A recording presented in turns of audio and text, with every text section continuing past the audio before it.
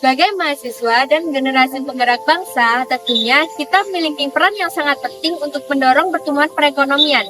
Di sini, kami sudah bersama narasumber kami yang bernama Nur Muhammad Abdillah, seorang mahasiswa semester 4, Prodi Manajemen di Universitas Islam Negeri Maulana Malik Ibrahim Malang. Menariknya, meskipun masih seorang mahasiswa, narasumber kita ini merupakan seorang pebisnis sukses di bidang ekspor dan impor buah-buahan Indonesia loh. Jadi, yuk mari ikutin kami untuk berbagi kisah inspiratif bersama narasumber kami.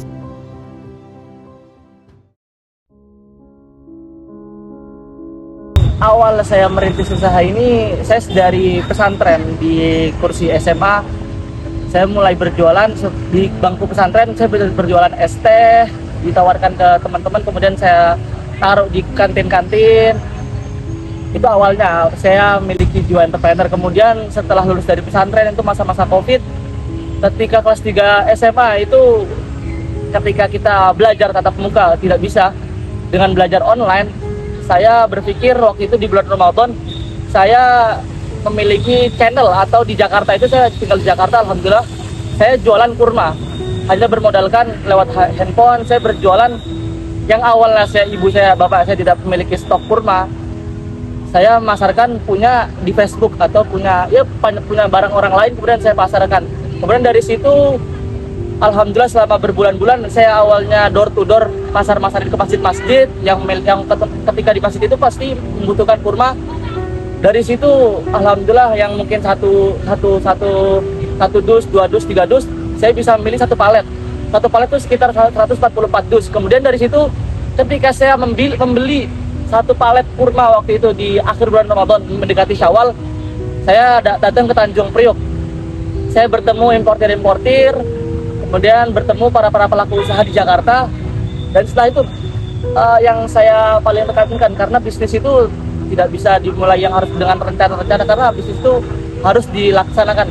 Karena ketika kita lakukan, pasti kita akan ketemu dengan pengalaman-pengalaman, ketemu dengan orang-orang, ketemu dengan orang-orang penting. Nah, dari situ, setelah musim Ramadan berakhir atau Syawal ini, saya ketemu dengan importir kurma. Itu saya mendapatkan link-link. Saya mendapatkan para pelaku-pelaku eksportir. Jadi kalau misalkan di Jakarta, kalau sobat-sobat kalian tahu juga, di Jakarta itu ada namanya cold storage, atau tempat penyimpanan seluruh makanan, seluruh barang-barang yang memang dikonsumsi di seluruh masyarakat Jawa. Mungkin kalau di Jawa Timur, di Surabaya ada cold storage. Ada seperti ikan frozen, kurma, kemudian makanan sayur mayur yang diimpor-impor, buah-buahan. Nah, dari situ saya melihat banyak sekali barang-barang Indonesia itu yang impor. Itu awalnya saya melihat Indonesia ini banyak sekali impor buah, seperti buah apel itu impor dari Cina, buah pir dari Cina juga, kemudian buah grape, buah anggur dari India, dari Muscat, dari Mumbai, ya dari India betul, Pakistan. Nah, dari situ saya ketemu.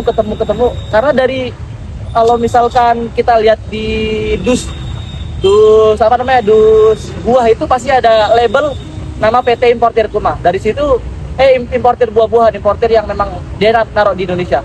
Dari situ saya catat nama-namanya, saya pasti ada nomor teleponnya juga, saya catat nomor teleponnya. Barulah saya, karena memikirkan di Indonesia ini sebenarnya bisa juga, kenapa kita harus impor gitu loh. Kenapa Indonesia harus impor menerima barang-barang dari luar? Kenapa? Ya memang harusnya Indonesia ini kan, karena kalau misalkan ekspor kita bisa memberdayakan masyarakat, memberdayakan petani. Indonesia juga subur, ngapain impor-impor terus? Kan kita juga bukan negara pengkonsumsi.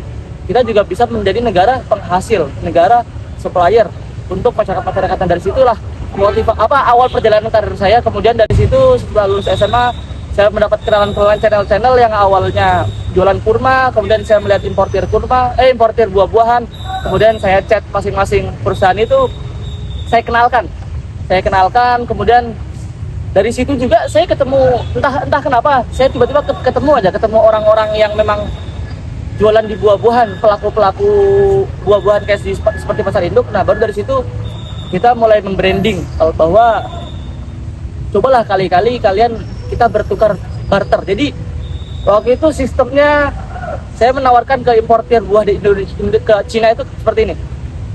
Kalian kalau misalkan di negara Cina itu apa yang kalian butuhkan, misalkan buah, mereka bilang ada buah manggis ada di sana. Jadi mereka kalau misalkan saya tawarkan buah manggis ke mereka. Kemudian kalau misalkan mereka ngirim ke Indonesia lagi, kita harus barter. Mereka kirim buah apel ke Indonesia, saya kirim buah manggis ke mereka. Jadi kita sistemnya bukan sistem by fulus, bukan sistem by money, tapi kita barter sesama produk buah. Nah dari situ baru trial 1 tahun 2 tahun, baru dari situ ya kita alhamdulillah ada koneksi dan alhamdulillah membranding selesai sampai ke negara Eropa yang awalnya mungkin barter saya dengan importir. Alhamdulillah sekarang bisa memasarkan ke Eropa. Itu melewat adalah step by stepnya dengan website setelahnya sampai sekarang ini alhamdulillah. Seperti itu. Tantangan saya dalam melakukan bisnis ini karena saya juga masih berkuliah di semester 4 khususnya di Fakultas Ekonomi Manajemen. Pasti yang pertama adalah waktu, karena bagaimanapun itu kita harus bisa membagi pikiran, tenaga. Kemudian pasti kita bukan hanya memikirkan masalah, tapi kita harus juga memikirkan mencari solusi bagaimana dua hal tersebut bisa saling berjalan, tidak saling menjatuhkan antara perkuliahan. Jadi harus seimbang, harus bisa juga dengan seimbang. Jadi saya juga mengambil trik. Jadi ketika saya perkuliahan itu saya hanya mengambil kuliah di 3 hari saja.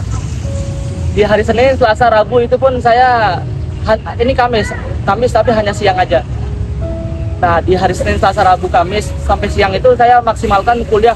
Dan ketika di Kamis siang sampai Jumat, Sabtu, Minggu itu saya libur. Dan ketika hari itu saya bisa berkeliling, mungkin saya bisa ke petani-petani. Dan alhamdulillahnya kalau berbisnis kita juga harus memiliki tim. Saya juga udah ada tim di masing-masing Jakarta, di warehouse, kemudian di para petani juga alhamdulillah ada koneksi. Dan juga saling ketika per minggu itu mungkin saya sambangi. Ketika di Banyuwangi nih, minggu ini saya mau ke Jogja menyambangi petani salak. Jadi kita harus juga membangun hubungan batin dengan para petani. Jadi setiap minggu, tapi ya itu triknya, saya hanya mengambil jatah kuliah di 3-4 hari aja. Setelahnya saya fokus berbisnis, berkeliling, mengurusi buah-buah ini. Gitu.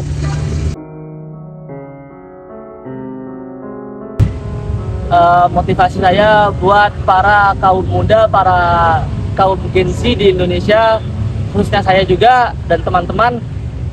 Jadi yang namanya bisnis itu pasti ada resiko, ada tantangan. Jadi jangan hanya kita mengambil hal-hal yang kita pikir mudah ketika mungkin kita perkuliahan kita. Karena kuliah ini ya hanya batu loncatan saja. Jadi yang menjadikan kita menjadi real diri kita suatu masa depan nanti adalah ya diri kita sendiri. Kita harus terjun ke lapangan, kita harus mencari pengalaman, kita harus mencari relasi. Karena ya perkuliahan hanya di sebatas kampus, dan di luar itu adalah dunia yang sebenarnya, dunia yang real hakiki, dunia. Karena sepanjang perjalanan bisnis saya tidak lepas dari permasalahan-permasalahan, dan permasalahan itu adalah yang saya dapatkan dari kondisi-kondisi di luar perkuliahan. Jadi bukan kondisi-kondisi di luar perkuliahan ini adalah yang bisa membuat diri kita itu semakin mengupgrade, semakin menambah pengalaman, menambah masalah seperti ini loh yang saya hadapi, dan solusi seperti inilah yang saya hadapi. Dan juga teman-teman juga yang masih mungkin malu-malu atau belum memiliki tekad berbisnis, sebenarnya lingkungan kita ini banyak sekali potensi-potensi yang ada.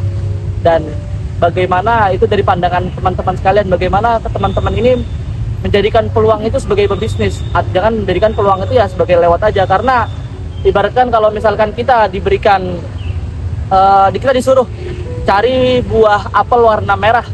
Kalau misalkan bisa cari buah apel warna merah, saya kasih harga 50.000. Nah ketika misalkan kita ada potensi buah apel warna merah yang di pasaran sedikit-sedikit kemudian kita kirim ke orang yang ngomong itu kasih 50.000, itu kita harus mencari demand-nya, atau kita mencari orang yang bisa menyerap pasar itu. Ya pokoknya kita harus mencari peluang, mencari relasi. Karena dari peluang itu pasti kan sumber dari relasi-relasi tersebut. Relasi ntar mungkin kita bisa dikenalkan dengan langkah yang lebih jauh lagi. Jadi ya udah berbisnis lah. Karena seperti Thomas Alva Edison, jadi berbisnis itu 1% ide, 99% adalah aksi. Jadi bagaimanapun itu kita Gen Z, kita harus memajukan ekonomi Indonesia, karena kita adalah generasi emas menuju Indonesia emas 2045. Mantap.